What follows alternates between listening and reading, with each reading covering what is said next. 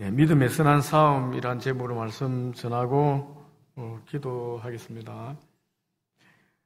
회사 생활을 하다 보면은 어쩔 수 없이 술도 마시게 되고 주일날 근무할 수도 있고 또 그래서 피곤해서 새벽 기도에 나오는 것은 너무 힘든 것이 현실입니다.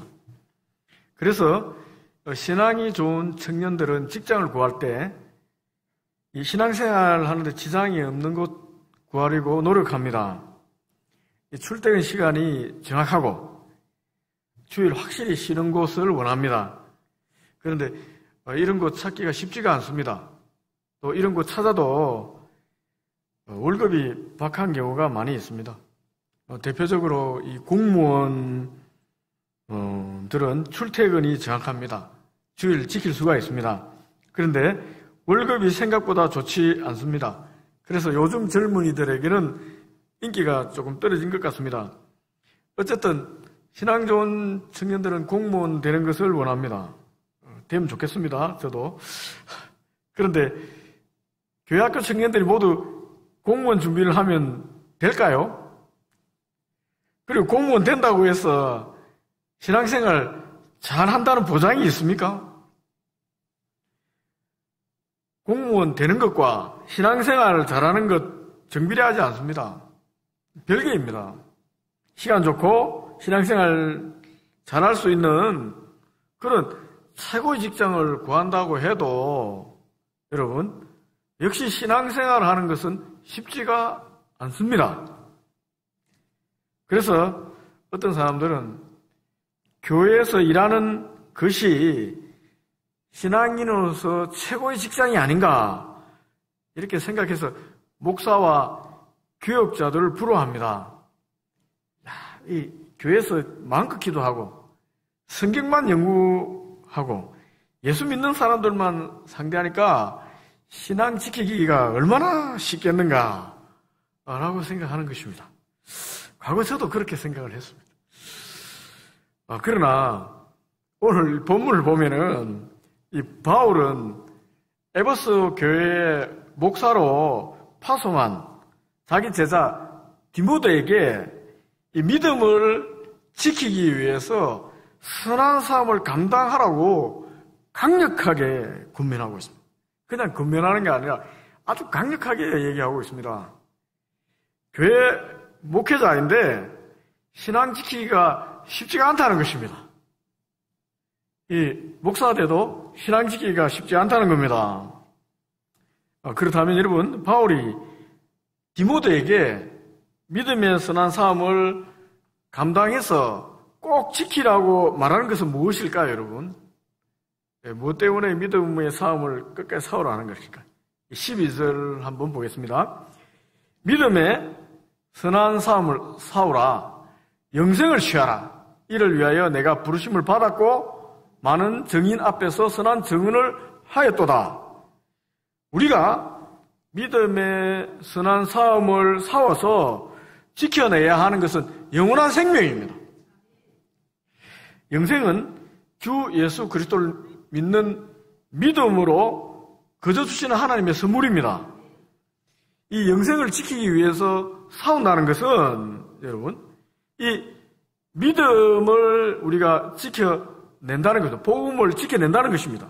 하나님 아들 예수님이 이 땅에 사람으로 오셨고 그 예수님이 우리의 죄를 대속하기 위해서 십자가에 돌아가셨고 사흘 만에 부활하셨다는 이 십자가와 부활의 복음을 끝까지 믿고 지켜내는 것이 여러분 이 영생을 지켜내는 길입니다. 그런데 디모데는 자기 개인의 믿음을 지켜내야 하는 것과 동시에 자기가 섬기는 에베소 교회 성도들의 믿음도 지켜내야 됩니다. 이 두 배로 힘든 거예요. 그러니까 믿음 지키기가 두 배로 어렵다고 생각하면 됩니다. 그는 에베소 교회 영적 지도자이기 때문에 이 성도들의 믿음을 지켜내는 사업을 자기가 또 감당해야 하는 것입니다. 그렇다면 우리의 신앙을 무너뜨려서 이 영생을 빼앗고자 하는 이 세력, 우리를 공격하는 이 대적, 심지어 이 목회자까지 넘어지게 할 이 강력한 대적은 어떤 존재일까요? 도대체 무엇으로부터 우리가 이 믿음을 지켜내야 되는 것입니까? 9절, 10절입니다. 부활하여 하는 자들은 시험과 올무와 여러 가지 어리석고 해로운 욕심에 떨어지나니 곧 사람으로 파멸과 멸망에 빠지게 하는 것이라. 돈을 사랑함이 일만하게 뿌리가 되나니 이것을 탐내는 자들은 미혹을 받아 믿음에서 떠나 많은 근심으로서 자기를 찔렀도다. 바울이 경고하는 우리 신앙인의 강력한 대적은 돈을 사랑하는 것입니다. 부자가 되려는 이 욕망입니다.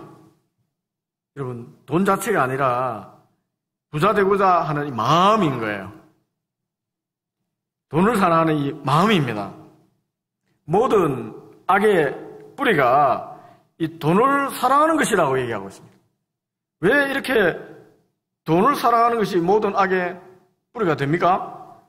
여러분, 우리가 저지르는 모든 악한 행동과 죄는 우리 마음의 생각에서 나오기 때문에 그렇습니다. 마음의 악한 생각이 말로 나옵니다. 마음의 악한 생각이 행동으로 나오는 거예요. 우리 마음이 돈을 사랑하는 욕심으로 가득 차게 되면은 하나님 사랑하는 마음이 식어버립니다. 하나님보다 더 사랑하는 돈이 하나님 자리에 앉아 있는 것입니다. 여러분, 그 돈을 가지게 되면 어떻게 됩니까? 자신이 하나님처럼 될 수 있다고 생각이 듭니다. 그래서 돈을 가질 수 있다면 거짓말도 하고 남도 속이고 사람까지 죽이기도 합니다. 그래서 자기가 하나님처럼 되려고 하는 겁니다. 물신을 섬기고 스스로 물신의 자리에 앉으려고 하는 이 욕망이 하나님 신앙을 끊어버리는 거예요. 여러분, 하나님 신앙에서 끊기면 어떻게 됩니까?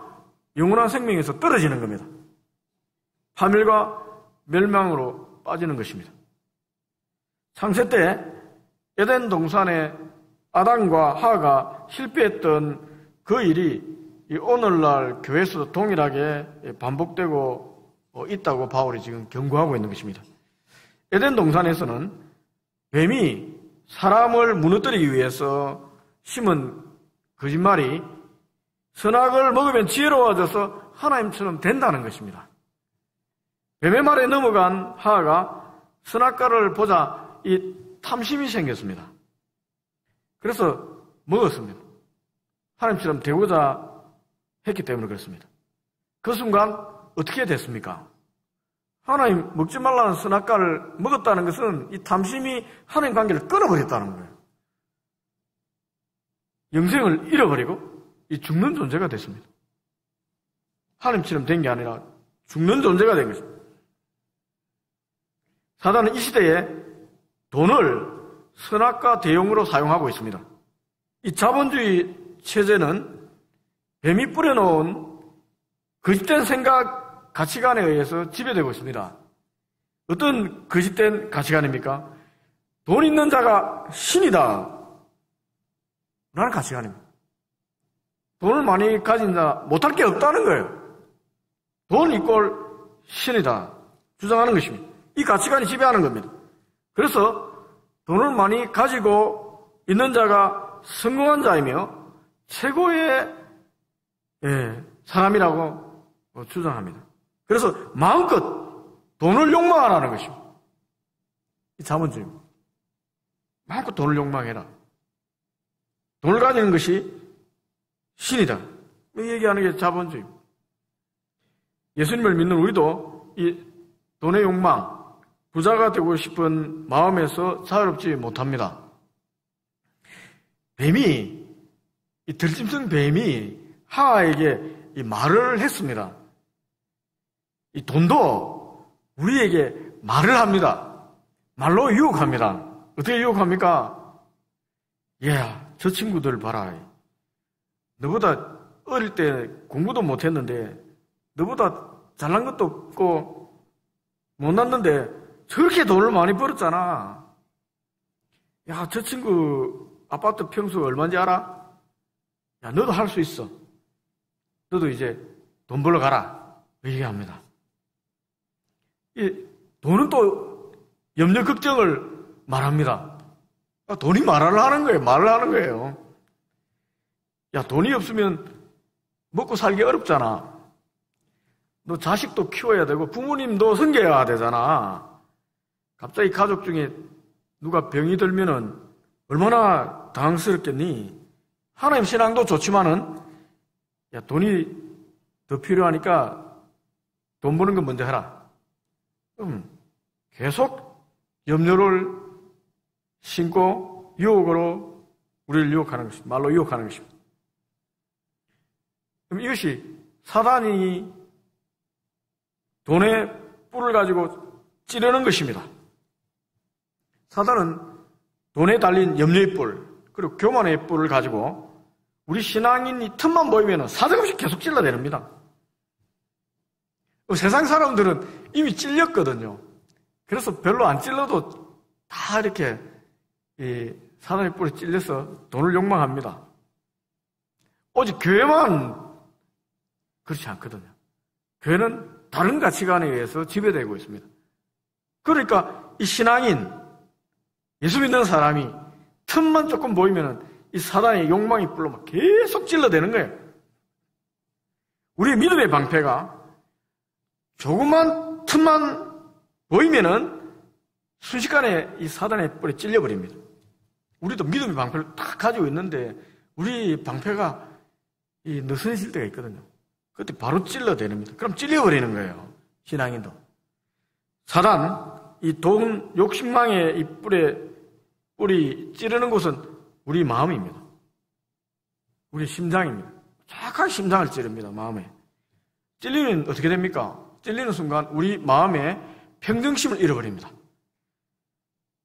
주의 복음을 붙잡고 평온했는데 갑자기 마음이 요동치는 거예요. 막 요동칩니다. 그동안 자신이 가진 것을 가지고 족하게 여겼습니다. 행복했습니다. 기쁨으로 교회를 섬기며 섬길 수 있는 그 자체로 감사하며 찬양했습니다. 그런데 사단의 욕망이 팍 찔리자마자 그때부터 입에서 불평이 나오는 거예요. 남과 비교의식이 생깁니다. 가진 것을 만들고 행복했는데 갑자기 자꾸 남이 눈에 들어오고 입에서 불평이 나옵니다. 나는 왜 이래? 저 사람 또 왜 저래?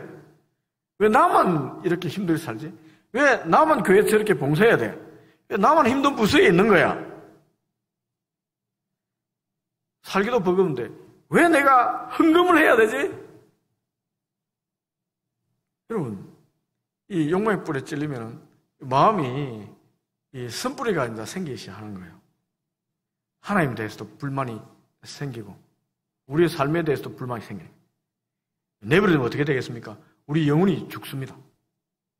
시름시름 앓다가 죽는 거예요. 예수님께서 분명히 경고하셨습니다. 마태복음 6장 24절입니다. 한 사람이 두 주인을 섬기지 못할 것이니 혹 이를 미워하고 저를 사랑하거나 혹 이를 중히 여기고 저를 경히 여김이라. 너희가 하나님과 재물을 겸하여 섬기지 못한다. 분명히 경고하셨어요. 하나님과 돈 겸하여 섬길 수 없습니다. 예수님 말씀이잖아요. 돈도 하나님도 섬길 수 있다 생각하는 것은 예수님 말씀이 아닙니다. 그럼 예수님 말씀이잖아요. 돈도 하나님도 다 섬길 수 있다. 교회에서 선포하는 말을 듣는다면 여러분, 저건 하나님 말씀이 예수님 말씀이 아니다 라고 생각하십시오. 예수님 분명히 돈이냐 하나님이냐 결단하라고 했습니다. 두 개는 안 된다는 거예요. 결단하지 않으면 어떻게 됩니까? 마음의 갈등이 계속됩니다. 계속 갈등이 되는 거예요. 갈등이 끝났다면 여러분 이 끝나면 선택했다는 거예요. 예수님을 선택했든지 아니면 돈을 선택했든지 둘 중에 하나입니다. 이 갈등이 끝났다면, 이 갈등이 계속된다면 여러분 우리가 적어도 세상으로 나가지는 않은 겁니다. 갈등이 끝나서 계속 된다는 것은 내가 지금 주 안에서 있구나. 사단의 뿔이 찌르고 있구나. 근데 갈등이 계속되는 거예요. 돈과 하나님 사이에 갈등해서 돈이 이기면 어떻게 됩니까? 교회를 떠나게 됩니다. 간단하잖아요.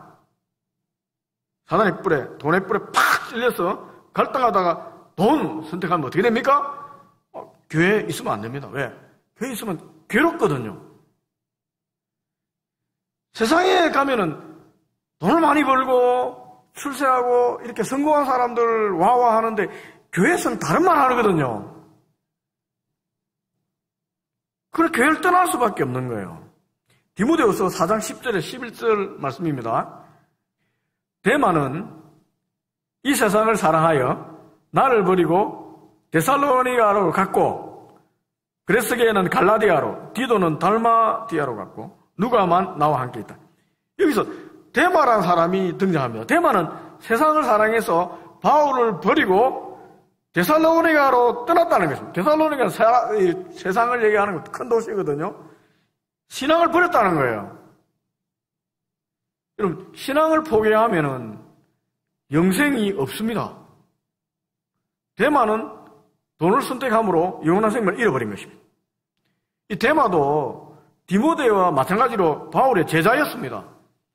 목회자였다고 할 수도 있습니다. 바울로부터 정통신앙을 공부했습니다. 또 바울의 본을 따르면서 제자 훈련도 받았습니다. 제자가 감당해야 될 십자가의 길이 뭔가 바울을 통해서 배웠습니다. 이렇게 잘 알고 있었습니다. 그런데도 하나님과 세상 둘 중 하나를 선택하라고 했을 때 세상을 택했습니다. 사단의 염려의 뿔에 찔린 것일까요? 안 그러면 돈의 뿔에 찔렸을까요? 아니면 십자가 앞에 무너졌을까요? 자기가 감당할 수 없는 이 십자가 두려움 때문에 무너진 것입니까? 어쨌든 여러분, 데마는 세상을 갔다는 거예요. 하나님과 세상, 하나님과 돈 사이에 결단 선택을 강요받았을 때 세상을 떠나면 교회를 떠나게 되는 것입니다. 현대 자본주의 시대에는 여러분, 이 돈의 욕망이 더 강력해졌습니다. 이 교회를 무너뜨리려고 이 돈의 욕망의 뿔이 계속해서 교회를 찔러댑니다. 그럼 이 자본주의에는 여러분, 우리가 생각하는 것보다 더 강력합니다. 서구 유럽 교회는 이 사단의 부의 욕망의 뿔에 찔려서 크게 무너졌습니다. 그냥 무너진 게 아니라 크게 무너졌습니다, 여러분. 돈뿔에 찔린 서구 유럽 교회 신자들은 세상으로 다 나갔습니다. 거의 다 나갔습니다. 지금은 서구 유럽 교회는 소수의 나이든 신자들만 남아서 교회를 지키고 있습니다. 교회 건물은 유지할 비용이 없어지자 이슬람 회당으로 팔리고 있고 카페로 팔리고 있고 클럽으로 팔리고 있고 술집으로 호텔로 팔리고 있습니다. 돈만 주면 어디든 파는 거예요. 한국 교회는 지금 어떻습니까? 우리 한국 교회도 지금 선진국이 되었지 않습니까? 자본주의에 지금 굉장히 선두 그룹으로 들어갔습니다. 사단이 교회를 무너뜨리려고 찌르는 이 돈의 욕망의 뿔에 우리 한국 교회는 선한 믿음의 싸움을 잘 싸우고 있을까요? 지금 잘 감당하고 있습니까? 한국 교회 말씀의 강단에 여러분 이 8절 9절입니다. 우리가 먹을 것과 입을 것이 있은즉 족한 줄로 알 것이니라. 부활해 하는 자들은 시험과 올무와 여러 가지 어리석고 해로운 욕심에 떨어지나니 곧 사람으로 파멸과 멸망에 빠지게 하는 것이다. 여러분, 이런 말씀이 승부됩니까? 우리나라 교회에서 부활해 하지 마라. 가진 것 족하게 여기라. 그럼 이런 말씀이 잘 선포됩니까? 하나님이냐 재물이냐 양당간에 선택해라. 이런 말씀이 선포됩니까? 대형교회에서 유명한 목사님들 말씀 강단에 이런 말씀이 잘 선포되는 거 한번 보십시오. 돈의 유혹에 넘어간 목사는 결코 이런 말씀 선포할 수 없습니다. 왜 그렇습니까? 그럼 돈에 찔렸거든요. 돈에 뿌리 찔렸잖아요. 정확하게 가슴에 찔렸잖아요. 이 심장에. 회개하고 치유하지 않으면 선포할 수 없습니다. 또 거짓된 돈의 신학, 번영의 신학에 물든 교회는 이런 설교가 선포되는 것을 용납하지 않습니다. 이런 설교를 선포하는 목사님들을 용납하지 않아요. 교회 놓으면 잘 먹고 잘 산다, 이 설교를 원합니다. 위로의 설교를 원합니다. 그럼 바울은 여러분 오늘 다른 말 하고 있습니다. 십자가와 부활의 진리의 검으로 사단의 이 욕망의 뿔을 잘라내라고, 그리고 영생을 취하라고 요구하고 있습니다. 11절 12절입니다. 오직 너 하나님의 사람아, 이것들을 피하고 의와 경건과 믿음과 사랑과 온유와 인내와 온유를 따르며 믿음의 선한 싸움을 싸우라. 영생을 취해라. 이것을 위하여 내가 부르심을 받았고 많은 증인 앞에서 증언을 하였다. 신앙 고백한 대로 주와 복을 위해서 목숨을 걸라는 거예요. 바울은 디모데에게 하나님의 사람아라고 부르고 있습니다. 하나님의 사람이란 그리스도인은 여러분 돈의 종이 아닙니다. 하나님의 사람입니다. 하나님 사람은 여러분 하나님 나라를 소망하는 사람을 하나님 사람이라 합니다. 여러분 이 세상은 잠시 있다가 떠날 곳입니다. 이것은 영원한 곳이 아닙니다. 사단은 우리에게 늘 이렇게 얘기합니다. 이 세상이 전부라고 얘기합니다. 이 세상에 잘 먹고 잘 사는 것, 이 세상이 전부이니까 그것을 욕망하라는 거예요. 그래서 하나님 나라 보지 못하고 자꾸 이 세상만 보게 만듭니다. 그럼 세상이 전부라고 생각하니까 이 세상에서 좋은 거 누려야 되잖아요. 이 세상이 전부니까 더 남들과 비교 더 출세해야 되잖아요. 더 많이 가져야 되잖아요. 사회 이겨야 되잖아요. 세상이 전부니까. 그러니까 사단의 말을 듣는 겁니다. 이 세상이 전부라고 생각하는 사람 결코 자기 손을 펴서 남을 도울 수도 없습니다. 재물을 포기할 수도 없습니다. 그러나 하나님 나라를 소망하는 사람은, 하나님의 사람은 세상의 죄와 욕망에 대항하여 피 흘리기까지 대항하여 싸워 승리할 수 있습니다. 하나님 사람은 여러분 하나님 나라를 소망하기 때문에 여러분 이 세상의 것 여러분 위해서 목숨 걸지 않습니다. 손을 펼 수 있어요. 바울은 디모데에게 교회 목사, 에베소 교회 목사로서 이 성도들의 이 영혼, 영생도 책임지라. 진리의 말씀을 선포해서 영을 살리라고 분명히 경고하고 있습니다. 명령하고 있습니다. 부유한 교인들도 있지 않습니까? 이 부유한 교인들의 영혼도 책임지라는 거예요. 부하다고 교만하지 말고 재물에 소망을 두지 말라고 분명히 경고하라고 디모데에게 명령하고 있습니다. 왜 그렇습니까? 재물은 영생을 주지 못하기 때문에 그래요. 이미 부한 사람들이 많잖아요. 경고하라는 거예요. 17절 18절입니다. 네가 이 세대에서 부한 자들을 명하여 마음을 높이지 말고 정함이 없는 재물에 소망을 두지 말고 오직 우리에게 모든 것을 후히 주사 누리게 하시는 하나님께 두며 선을 행하고 선한 사업을 많이 하고 나누어 주기를 좋아하며 너그러운 자가 되게 하라. 이런 부한 자들에게 명하라는 것은 설교하라는 거예요. 진리의 말씀을 그대로 선포하라는 거예요. 그래서 영생을 얻게 하라는 것입니다. 마태복음 19장을 보면 한 부자 청년이 나옵니다. 예수님을 찾아와서 어떻게 하면 영생을 얻을 수 있습니까? 라고 질문을 했습니다.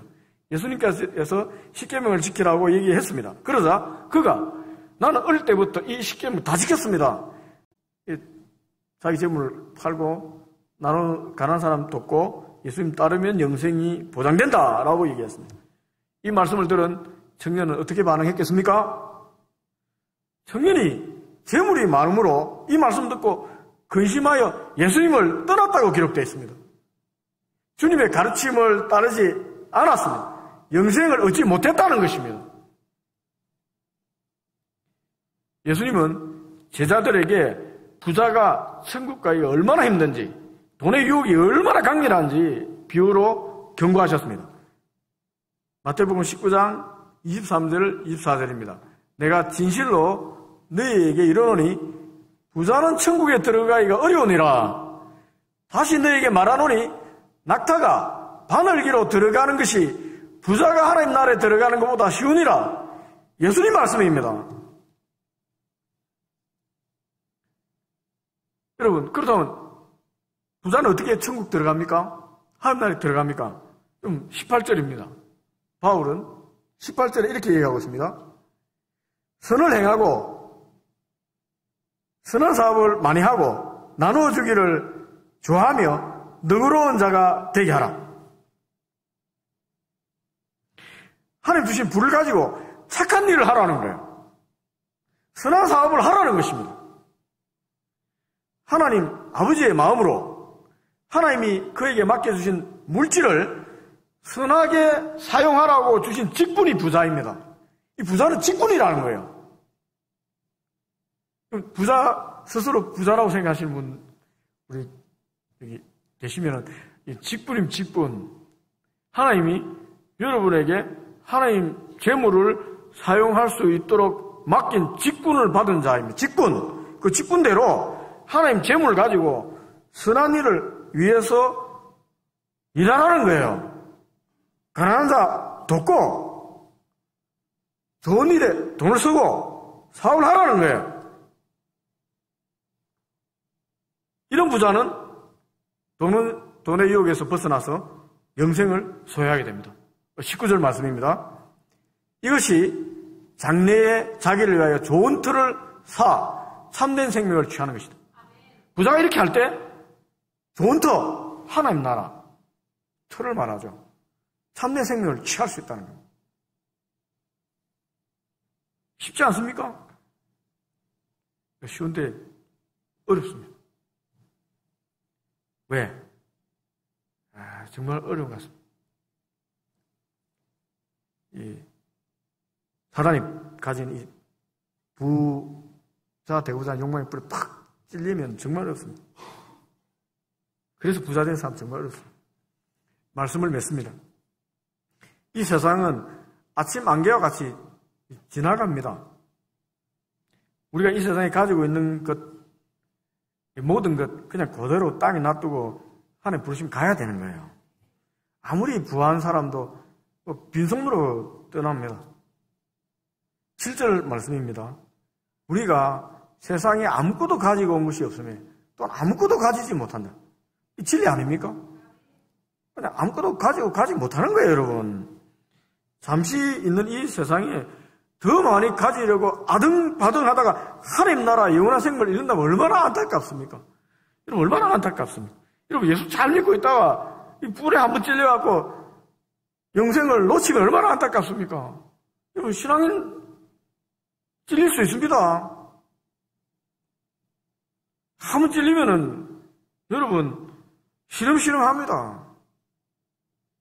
마음에 쓴뿌리가 생기면 여러분 입에서 계속 불만이 나오면